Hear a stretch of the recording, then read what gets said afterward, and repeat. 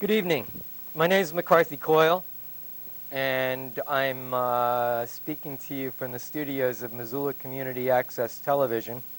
I'm taping this segment of my regular series called Under the Copper Dome, which began back in January when the legislature first convened.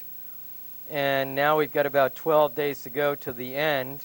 And I suppose wiser people than I could have suggested that the terror that we see in the legislature, the violence that the legislature is doing to the Constitution of this state and to the people of this state, the violence that is being done to us is not unbelievable, but very, very painful. And I think, like a lot of you, I'm feeling stymied and feeling tired, and you get tired watching the destruction at the legislature. And while I find the Republican side of the aisle to be most egregious in their conduct, I also find, with some certain exceptions, weak leadership on the part of the Democrats, perhaps because they see themselves as fighting a rear guard action. But I don't see, maybe it's the fault of the press, which does not keep us informed as well as we might be informed. But I find the Democratic Party in the state and in the state legislature as lacking in stamina, lacking in rigor, lacking in imagination, not proposing. Sure, they have to, resist, and so much of their energy on the Democratic side is spent battling some pretty horrible measures from the Republicans, and a governor who doesn't seem to be anything more than a nice guy, but who doesn't know how to fight for his programs. Anyway, I thank you for tuning into Missoula Community Access Television. And by the way, don't forget that Monday night on MCAT is free speech night, every Monday night at 6:30. Any one of you are welcome to come down. The camera's ready to go. You come in. You don't need to call up in advance. You just show up with the copy or the words you want to speak. You stand before the camera. No one is editing you. You speak your piece, and then you walk out the door. So take advantage of the First Amendment and come on down to MCATs on Monday nights, every Monday night at 6:30, and tell the community how you're feeling about anything that's on your mind. And I want to talk a little bit about romance. Since I started out, I'll get back to those, I think, darker notes. Romance and death. And I'll put death first. And within the past fortnight, the world, the earth, the globe, the cosmos, America, the United States, lost one of its great poets and one of its great prophets, Allen Ginsberg, New Jersey poet, New York poet, New Jersey queer, New Jersey commie, all the things, I suppose, that the Republican Party and certain elements of the Democratic Party would just as soon see eliminated. But one of the great American voices of the 20th century, Allen Ginsberg, who believed in the dream of what we call the United States, but he believed in that dream which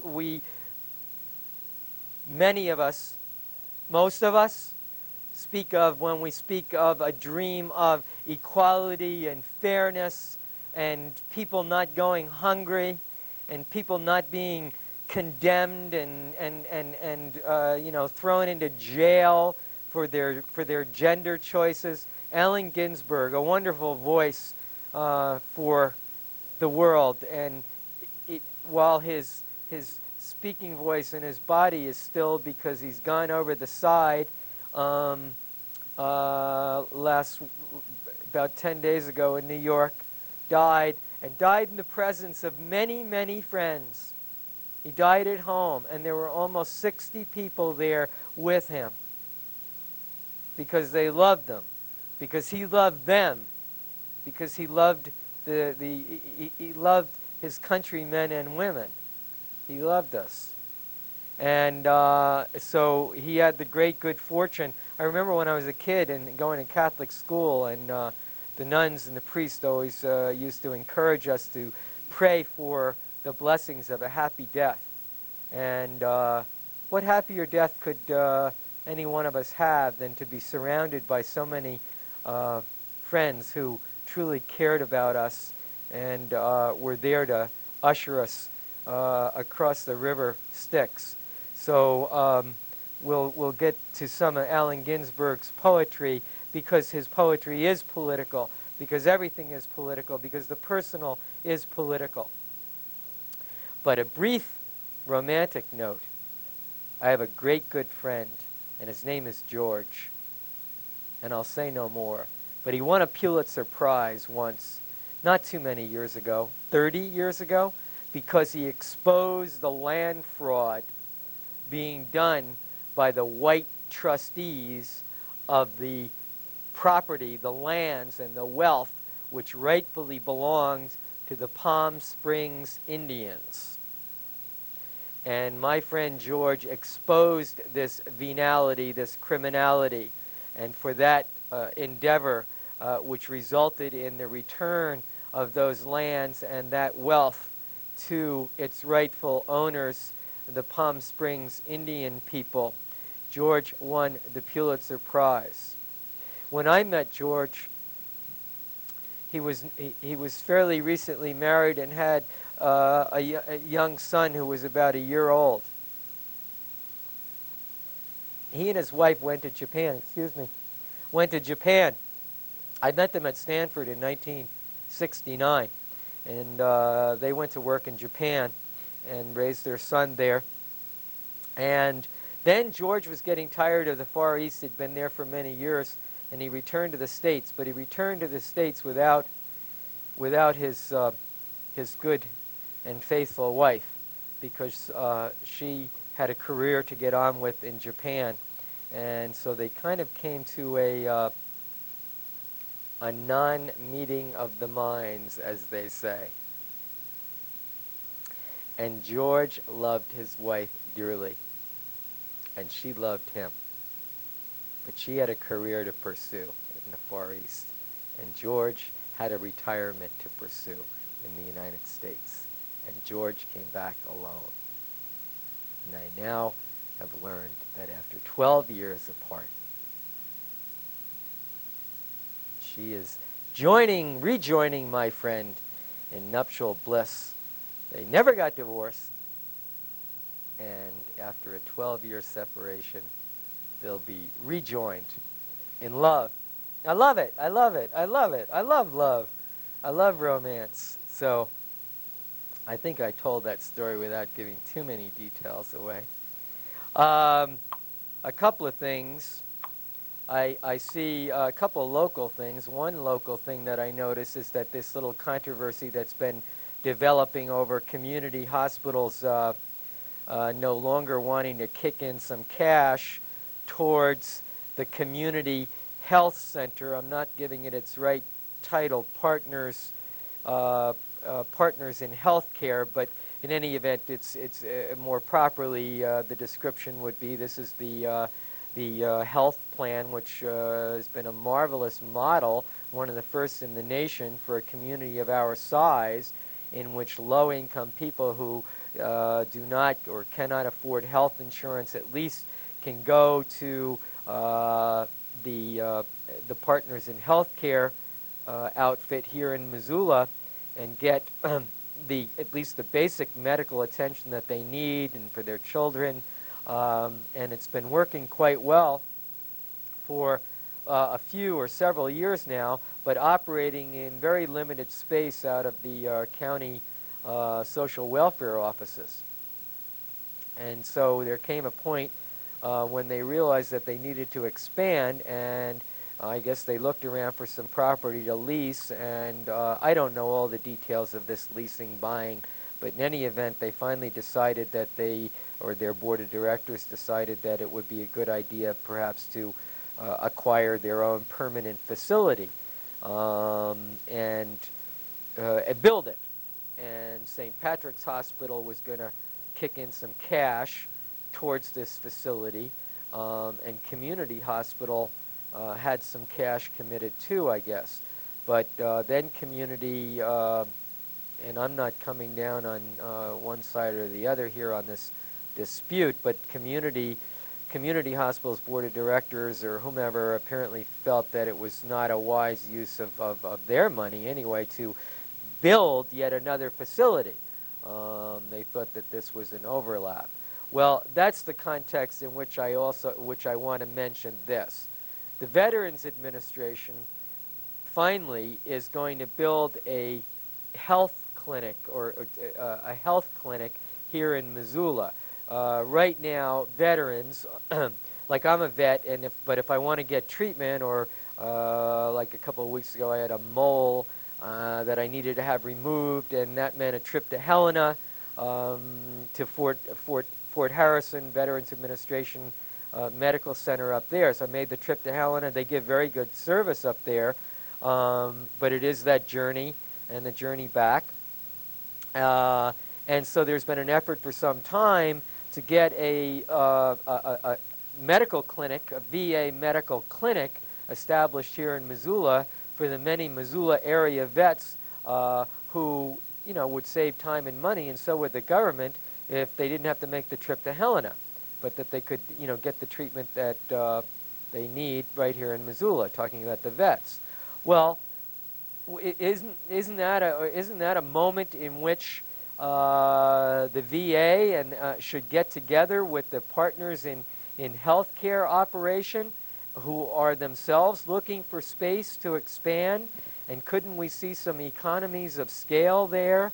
And for the VA, and I will say that it does seem over the years that the VA, the Veterans Administration, can be very protective of its turf, and does not always eagerly embrace collaborative arrangements, but that's not to say that the effort shouldn't be made or that it couldn't succeed here in Missoula, and that we could all save some money, both the partners in healthcare here in Missoula and the VA, with a combined facility of some kind.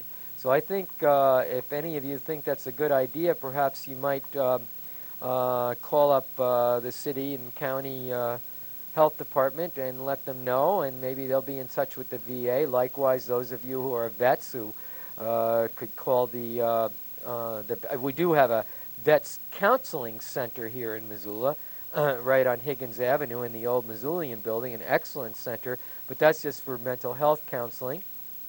And anyway, if you think it's a good idea for at least a conversation to take place about the benefits that might come from working together, since there's going to be two health centers, then let people know about it. Our United States Senators, Baucus and Burns, you never hear about them. They don't do anything. I was talking to Dwight McKay last week, and I think if it's the same Dwight McKay, he was talking to me from Senator Burns's office in Billings. He was returning a call of mine in which I was talking about campaign reform. And Dwight McKay had also run, I think, in the Republican primary for the nomination for the United States House of Representatives seat, and lost that race. So I guess he's back working for Senator Burns out of the Billings office. And I was kind of overheated when I talked to Dwight McKay, and I used some street vernacular, which I won't use tonight, but I will say that the vernacular which would not be unheard of to most of your ears, was in context as I talked to him.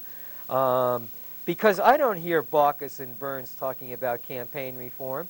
We've got one Republican, Senator McCain from Arizona, who has some thoughts about the White House run himself in the year 2000. Oh my God. I renewed my driver's license here a couple of weeks ago on my birthday, and I won't need a new license until I'm 65. Was that scary? But anyway, I called up Burns's office and I called up Baucus's office. All right, backtrack. So McCain, the Republican from Arizona, he and the Democrat Feingold of Wisconsin, I've talked a little bit about this before on the show. One Democrat, one Republican, they're the ones, the lonely voices that are out on the road. They filed a bill in the United States Senate for campaign reform. It's not as strong a bill as I would like to see, but it is a bill. And, I don't see Baucus or Burns getting behind it. They haven't endorsed it. They're not interested. They haven't filed any amendments. They haven't filed any bill of their own, Baucus and Burns. I don't think we even have two United States senators. They're empty-headed. Empty-headed. I don't know of a law. I don't know of a single law associated with either Burns or Baucus. Any law of any import. I think their brains are lazy. Because if they were doing anything, we would hear about it, wouldn't we? I mean, bad or good. If they were doing evil things, we would hear about them. If they were doing good things, we'd hear about it. We don't hear anything about them. They're not accomplishing anything. Well, how much? I asked when I called up Baucus's office and when I called up Burns's office. I said, "How much money have you got in your re-election campaign coffers now?" They didn't know. They didn't have an answer for me. They didn't want to answer.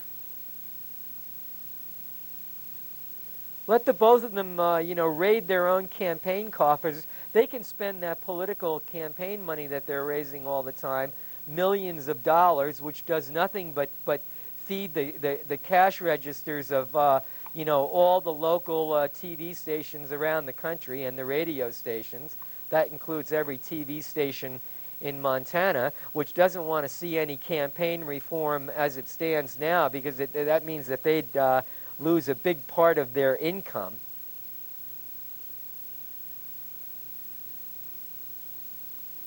Do you hear Burns and Baucus talking about campaign reform?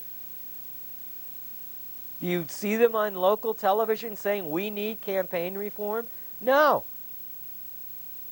They don't talk about it. They don't have a thought about it. I don't think they've got dime one in their brain cash register. They're disgraceful.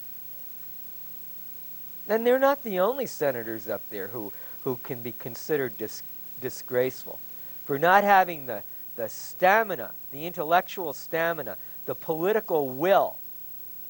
Here they are filling, supposedly two of the most important seats of 100 seats. Everybody says, like, the most powerful and the most wonderful institution in the world. What's that expression? I'm not getting it quite right. The world's greatest deliberative body. That's how they call the United States Senate. For what reasons? Tell me. Look at the CIA again. I've talked about the CIA, the Central Intelligence Agency, several times on this program. And everybody, some of you might be saying, what has this got to do with Montana? What has this got to do with under the copper dome? The Montana legislature sitting up here. Well, are we not connected? Are we not a federal nation? How come Burns and Baucus are not,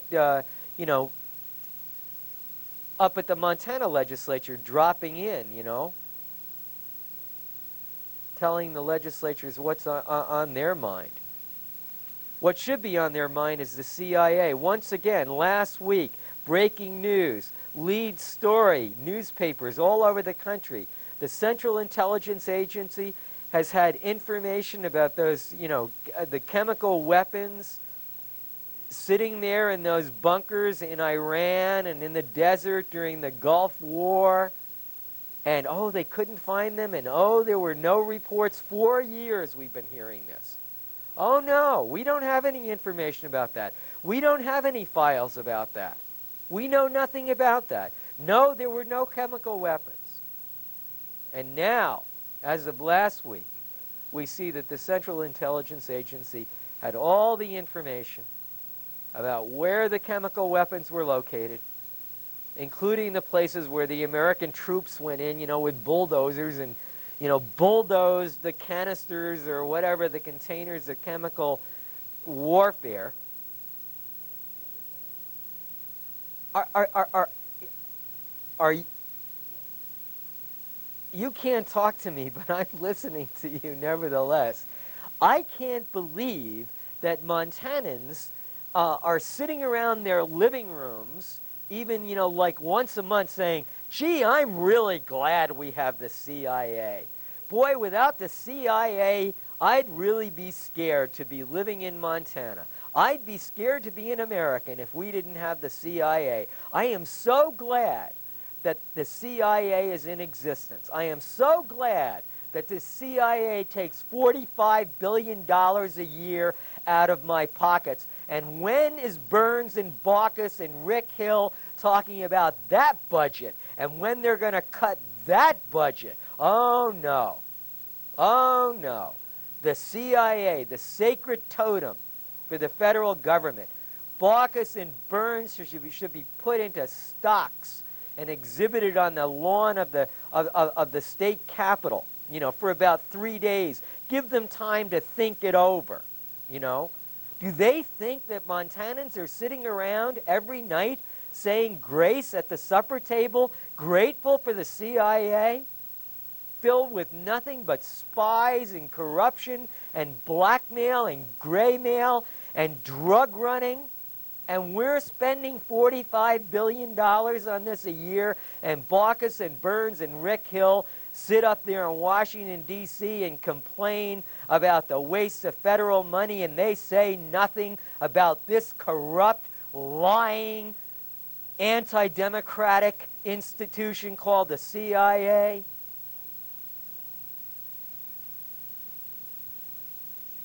It's enough to make a guy mad, isn't it?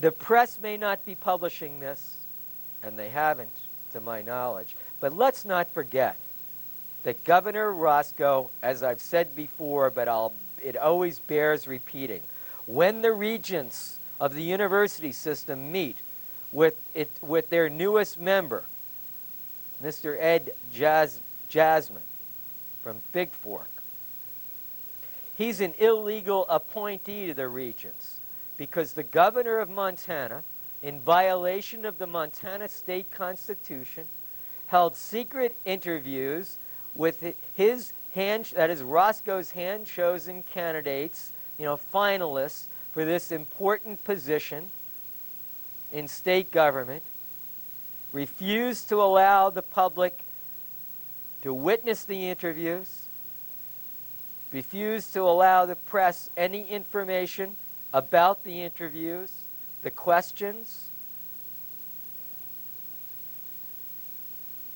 Blatant violation of the Montana Constitution done by good Saint Mark Roscoe.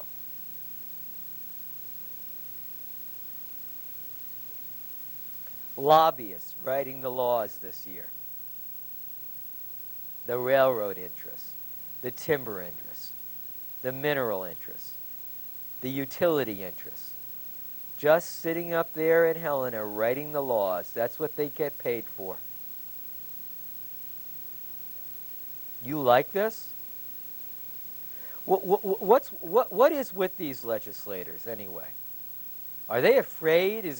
Are they feeling oppressed by the millennium heading their way?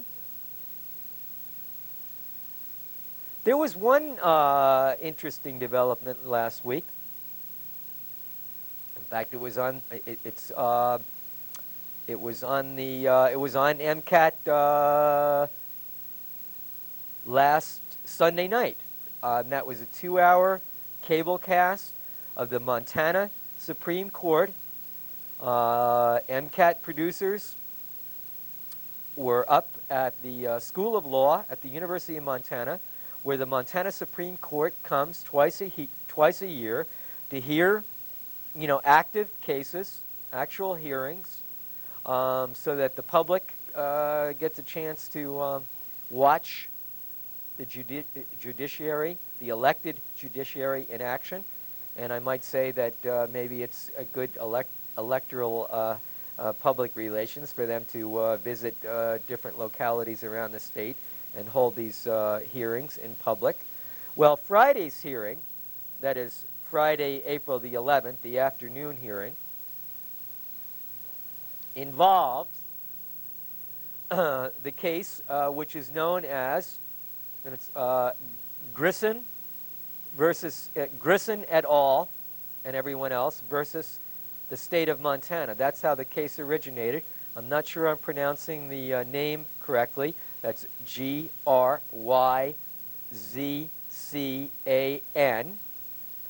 And 5 other Montana individuals, both men and women, who, declaring themselves to be gay or lesbian, depending on their gender, they were men and women, who went to district court in Helena a couple of years ago and asked for a declarative judgment that the law existing in Montana today against what is called deviant sexual conduct be declared unconstitutional. And the district judge, I believe, I may be getting this name wrong, but based in Helena, District Judge Sherlock,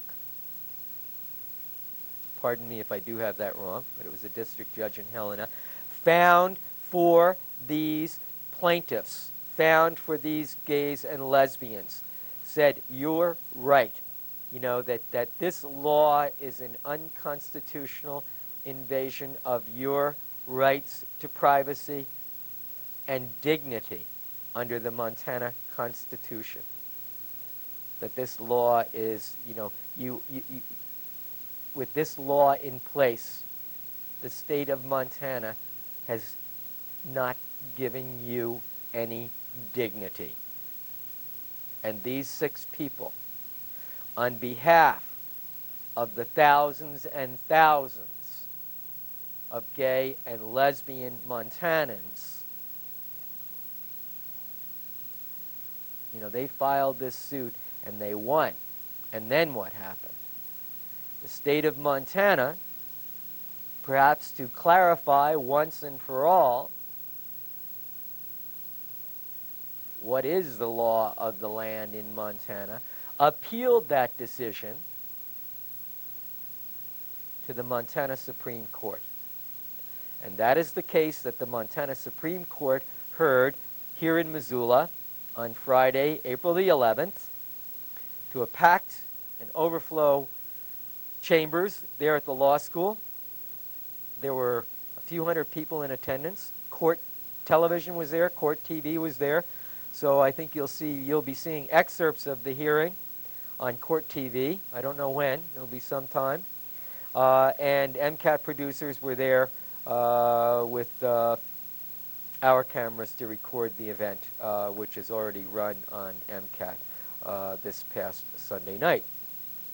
It was a very exciting and occasion to be there and to listen to the 7 justices pose questions to both the state of Montana and to the who were appealing the decision, and of course the 2 women, I think from the Northwest Women's Law Center, who were representing the 6 gay and lesbian Montanans in this case. And it was an interesting and provocative and stimulating hearing. All I can say is my reading as a observer of courts and politics, listening to the questions that were posed by the justices, and there was an especially aggressive questioning from the bench of the attorney from the Montana Attorney General's office, who was representing the state of Montana in trying to uphold the law. And so I would say that the justices, hit him pretty hard with some difficult questions. So if you want to see a rerun of that show, you could call MCAT and ask them when they're going to re-cablecast it. It's interesting, and it's very interesting to watch the whole hearing in process and to hear the judge's questions. And it's the first time I think I've been through one of those, and it was quite informative. And I should say, thanks to the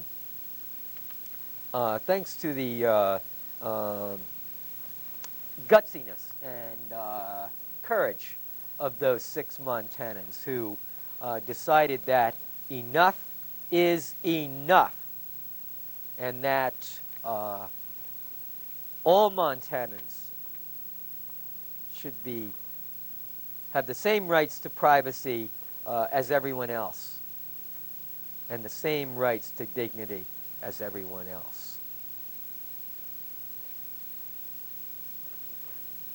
So thanks to those 6 of you who came forward and grappled with this grave constitutional issue, because as the law stands now, it is a disgrace, and it disgraces all of us for it to be in existence.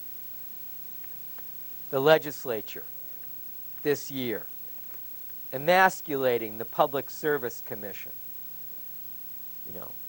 Deregulation. Everything is in the name of deregulation. It's akin to the virgin birth now. Deregulation. We're going to deregulate this.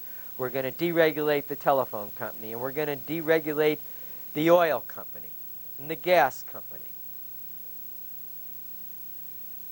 Oh, and we're all going to have a wonderful life because all these businesses are deregulated.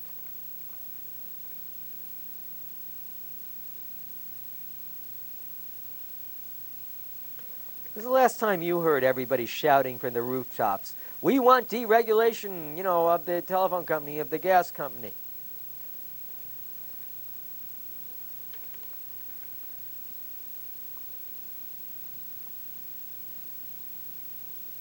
And the Public Service Commission, well, generally, and that's an elected, you elected, I elected, we elected those commissioners. Bob Rowe, R-O-W-E, is the commissioner from our area here in southwestern Montana. And generally, the Public Service Commission of the state of Montana has been considered to be a progressive commission, and one that diligently watched out for the interests of the consumers. And I have seen them in action this year at the legislature, and I would say to one degree or another, they don't seem to be as, maybe they're working with what they've got, and they're trying to make a bad situation as good as they can make it. But again, I do not see a high profile among the leadership, whether that's the Public Service Commission or whether it's other, I'm waiting still for other statewide elected Democratic officials, to start blowing the siren. We're in grave trouble. This legislature is emasculating the Public Service Commission, right? Destroying, really weakening the ability of the Public Service Commission to take care of consumers and our telephone rates and our rates for fuel.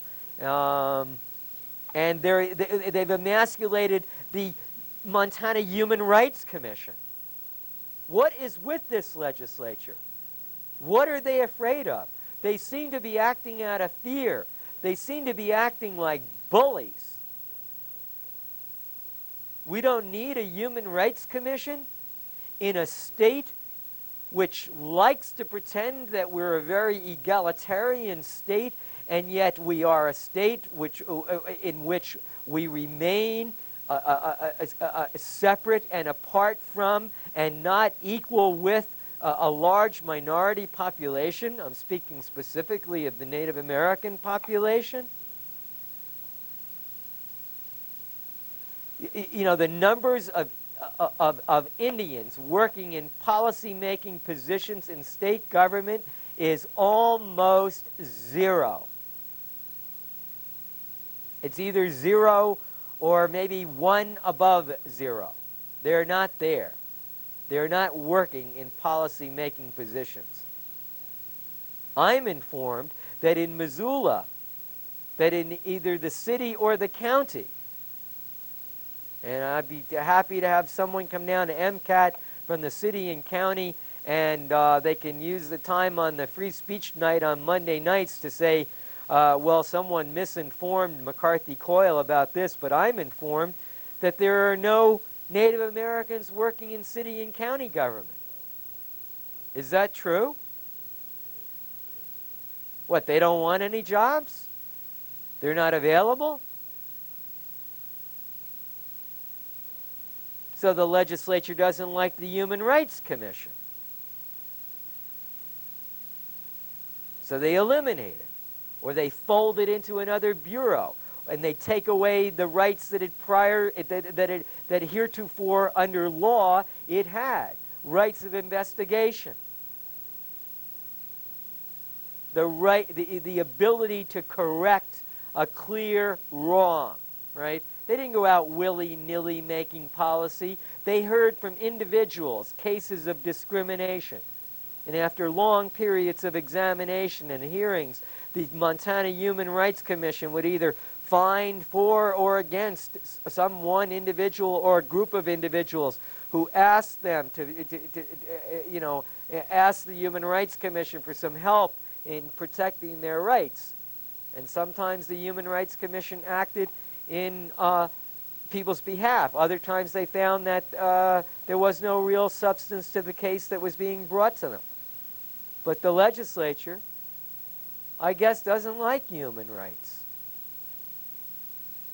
Because now they're in the process of destroying the Montana Human Rights Commission. What are they afraid of? What are they afraid of?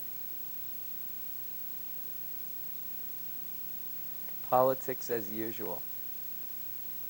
Campaign reform. Let me go back again to money and campaign. Baucus, Burns, Rick Hill, you know.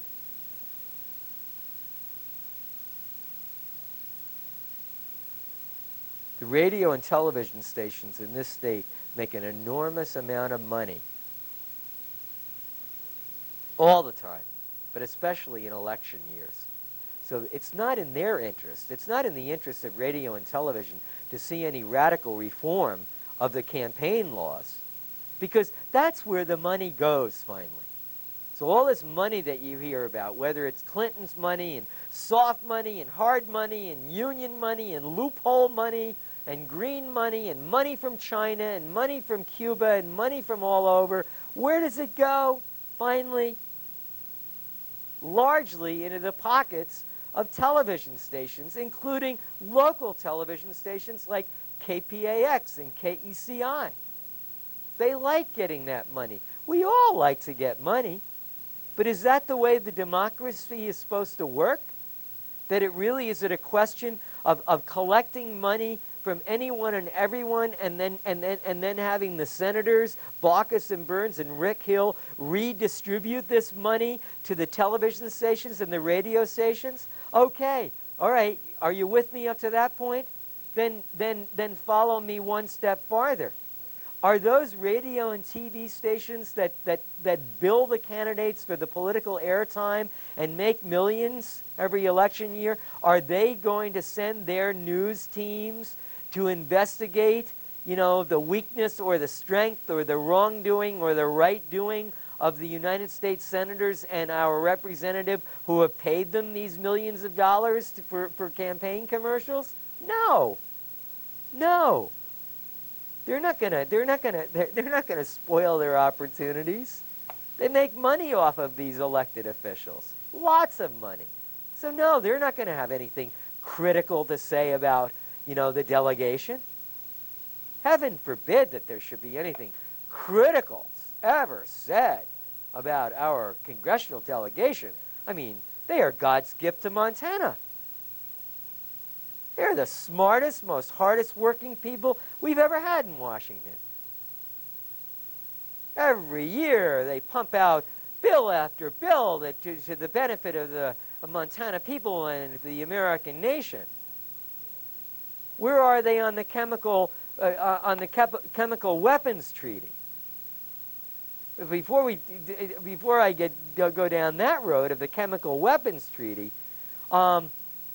when I was talking with Dwight McKay and using, you know, street language as I talked to him because I was so excited, using vernacular as I talked to Mr. Dwight McKay down at the Billings office of Senator Burns. And I called up Baucus's office too, but they just don't bother calling back because they don't like to be bothered with this kind of thing.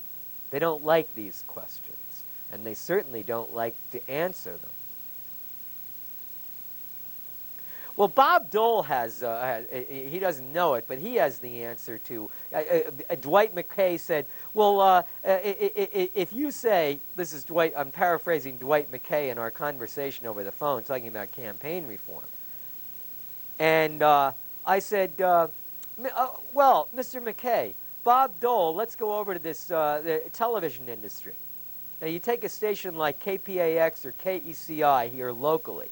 Because of the telecommunications bill passed by the Congress last year, each one of those stations, like each local station all around the country, instead of having one channel, will, in the age of digital communications, within the next 5 to 7, 8 years, they'll have 5 channels, which the Congress, the Republican-controlled, the Republican-majority Congress, in its wisdom, in its wallet wisdom, gave these channels to the existing licensee, right, which is supposed to be serving the public interest. KPAX and KECI, yes, serving the public interest.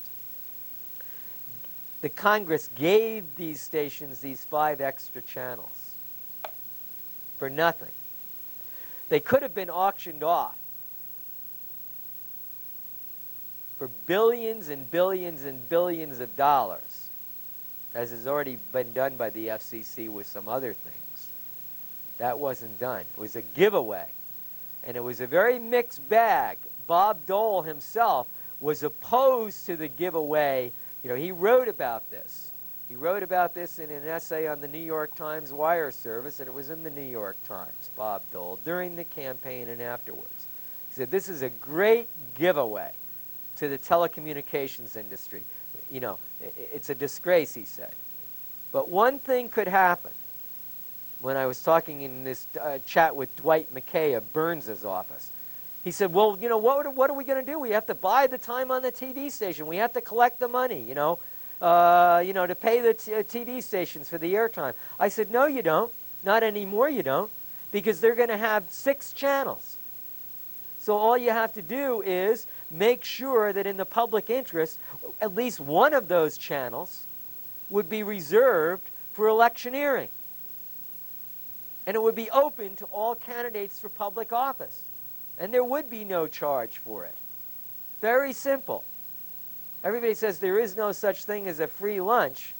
You know, there's some free time on television because those airwaves belong to you and I. They do not belong to KECI and KPAX.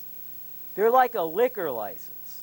We just license them to operate in the public interest. So when we exert our, proper legal authority over the airwaves as owners, meaning you and I, then we reserve one of those channels for the use of the community. That's where people campaign, on that channel, and there is no charge for it. And so we don't. The senators and the representatives don't have to collect $60,000 a day, 7 days a week for 6 years in the case of the United States senators to get enough money to pay radio and television stations to air those blithering, blathering, sickening, misleading 30-second commercials. So let's get with the program, Senators Baucus and Burns and Congressman Hill. Let's show a little stamina. Let's show, as the Secretary of State, Madeleine Albright, she was made famous recently because she talked about having a little, having some cojones, as they say in Spanish. Well, it's time for Baucus and Burns and Hill, to follow the Secretary of State's model on cojones and show some cojones and, get on this campaign reform, because you three men representing Montana in the United States Congress may think that we out here don't give a damn about campaign reform and we're apathetic, and the fact is we're not. We're just disgusted, and we're disgusted with you for not doing anything about it and not saying anything about it and just sitting on your hands and thumbing your noses at us and pretending that we don't care. Well, we do care.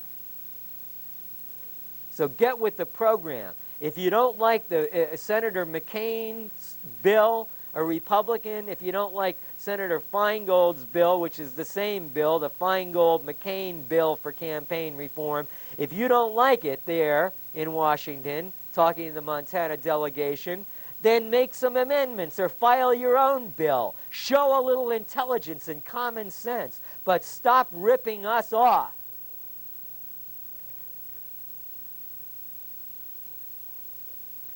The 9-mile pipeline. Those hearings started. Glad to see the folks out there in the valley and following that pipeline terrain.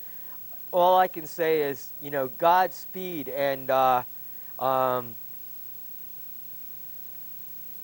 hope you keep up the struggle, because that outfit doesn't know a dime's worth of difference about the environment, and they could care less. For all the public relations in the world, keep fighting on that one. This is the year's anniversary of the Alberton spill of the Montana Rail Link Railroad, and we still don't have a thorough investigation of that accident. I don't know what happened. I heard one explanation coming from Montana Rail Link. I don't have a thorough report. And where is the state legislature? Where is the state legislature? Let's connect that up with the Alberton derailment, right? And the Montana Rail Link. Montana Rail Link, which of course has enormous influence in the state of Montana, with its money, with its business, with its power. Where is the legislature? They spend all their time and our money and the lobbyists' money, crafting bills that the lobbyists want crafted, and but they don't have when did you hear about the legislature, setting up a special committee to have a hearing held in Alberton? Let's have some of the legislators get on the road and come down to Alberton and hold hearings and issue subpoenas to Montana Rail Link officials. Let's have a true public hearing. And let's have it on Montana Public Television. And let's let the people see it statewide. This legislature is afraid. It's running scared. It's like millennial. They're afraid of ghosts. But what they should be doing, which is investigating, accidents like, like the Montana rail link chlorine gas spill at Alberton, which has still not been properly and thoroughly investigated. The legislature should be checking on that. They don't. Because, again, they don't have the cojones or the brains or the stamina, or they'll say, well, we don't have the money or the time. Well, if they don't have the time, then maybe they should retire from the legislature and go home and let somebody else who has the time and the stamina and the brains to go out and find out what happened.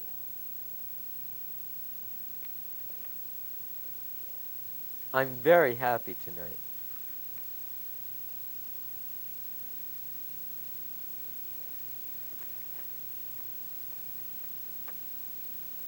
Just looking at my notes, thanks for a little break here.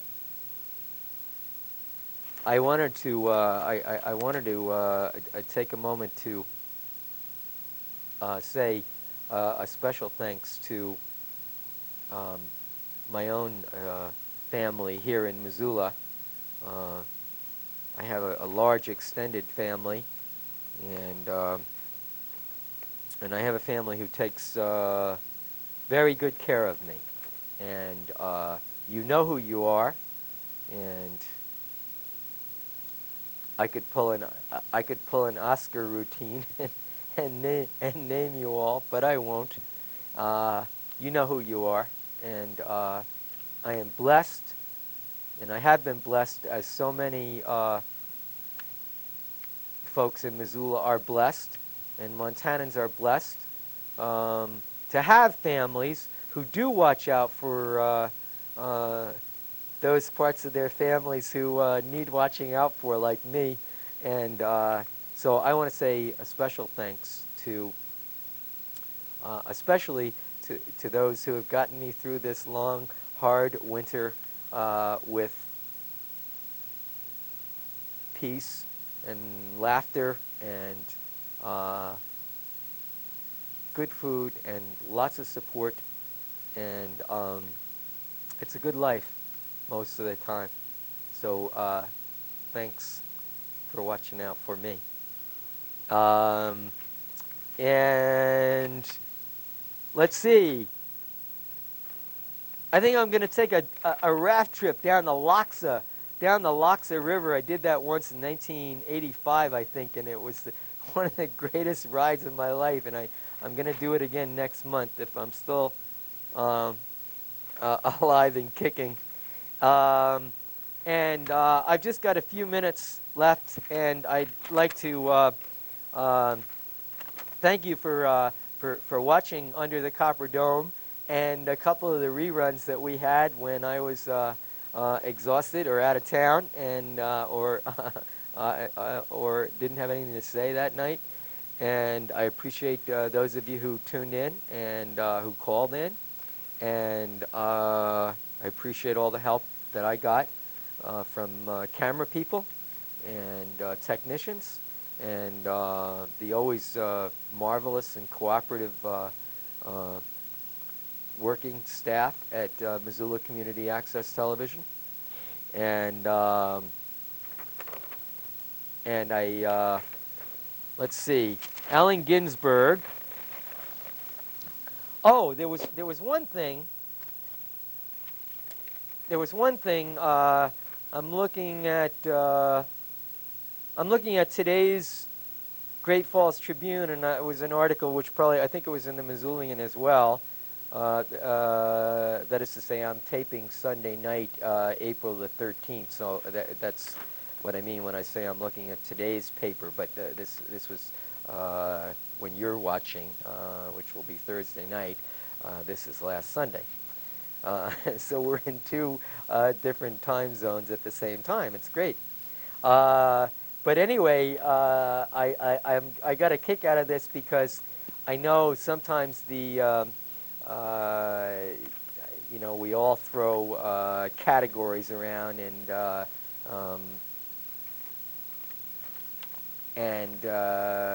we sometimes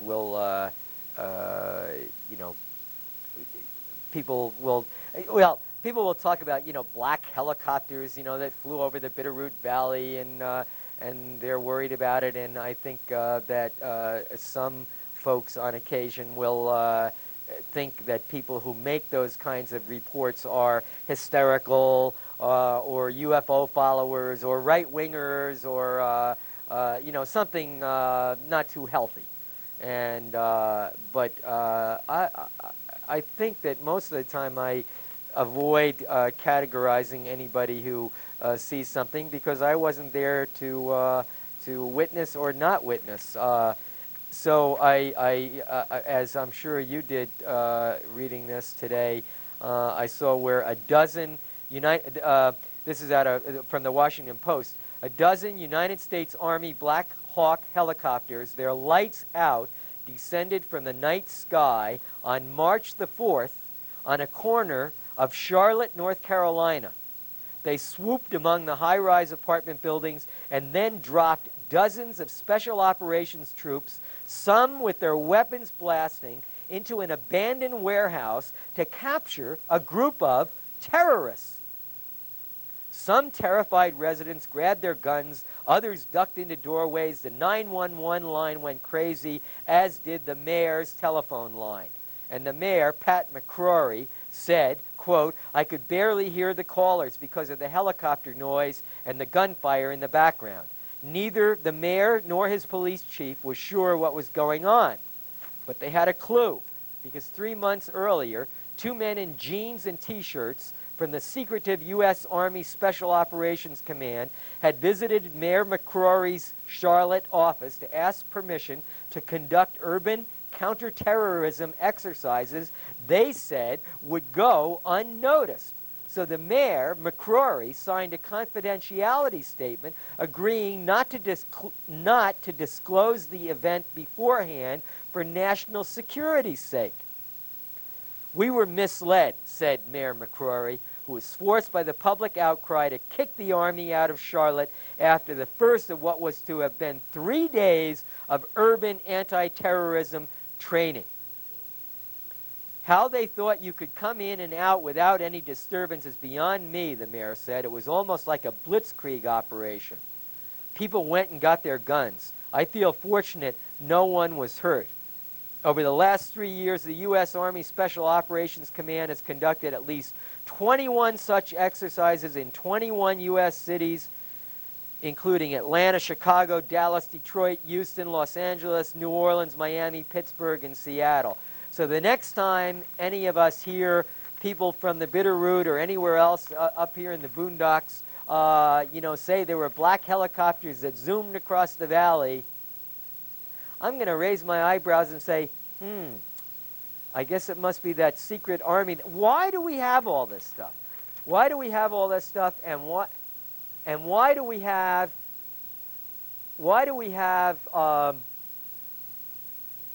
this giant new secret next version of the F something something something Air Force jet stealth bomber, being unveiled again? Why are we constantly producing more arms in this country, even as Jesse Helms is resisting, the United States efforts to sign a treaty outlawing chemical weapons?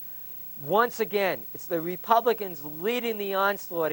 What do they want? Chemical weapons? They want these stealth bombers to keep the munitions war going on. And we want to sell bombs and guns and fighter planes to Chile and Peru. I'm getting a 1-minute warning, folks. So don't cut me off, Lori, please, while I read a little bit of Allen Ginsberg, God bless that American poet.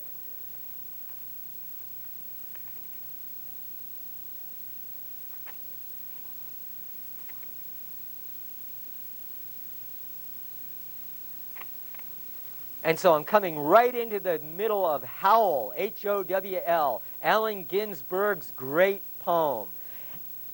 Allen Ginsberg, and who therefore ran through the icy streets obsessed with a sudden flash of the alchemy of the use of the ellipse, the catalog, the meter, and the vibrating plane, who dreamt and made incarnate gaps in time and space through images juxtaposed and trapped the archangel of the soul between two visual images and joined the elemental verbs and set the noun and dash of consciousness together, jumping with sensation of pater omnipotens aeterne deus, to recreate the syntax and measure of poor human prose and stand before you speechless and intelligent and shaking with shame, rejected yet confessing out the soul to conform to the rhythm of thought in his naked and endless head, the madman bum and angel beat in time,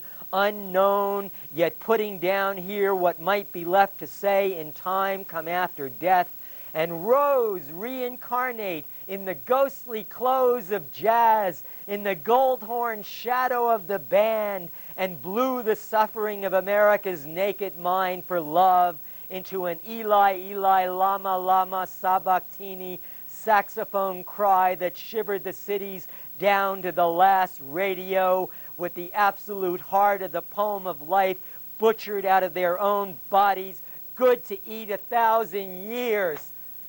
Bye. Thanks a lot.